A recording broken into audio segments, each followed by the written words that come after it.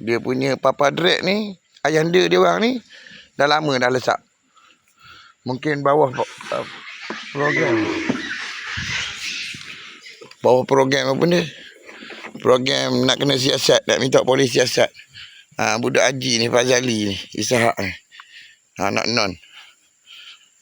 Adik Peli. Yang ada fundraising apa benda dengan itulah lah tu. Kejadian tu kan.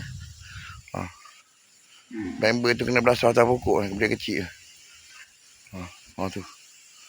Ekor panjang kan. Aku rasa ada sesuatu lah.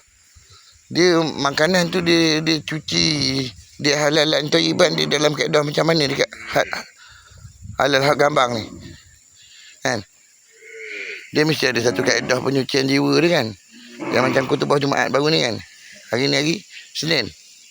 Senin ni 27 26.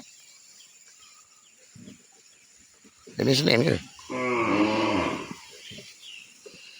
Hari ni Senin 27 bulan 27 26 hari Ahad, 25 hari Sabtu, 24 hari bulan tu.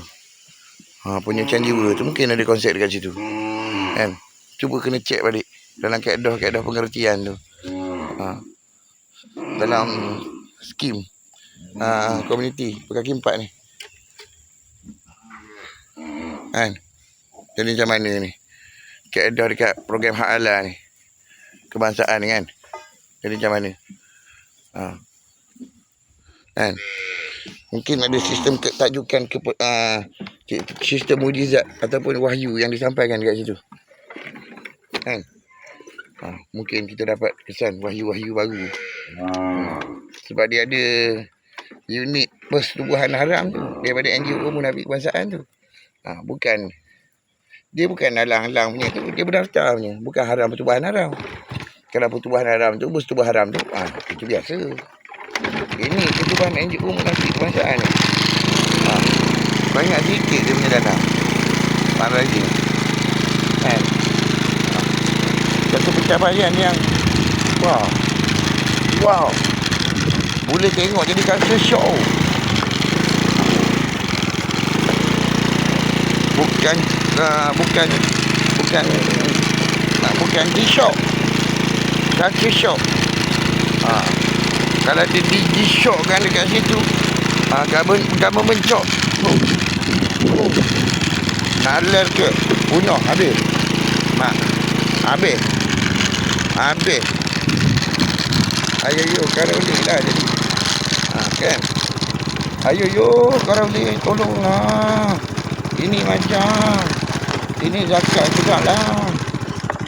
Ayo Karoli. Kan. Macam mana nanti? Kan. Aku dah cakap daripada hari tu tadi. Kan.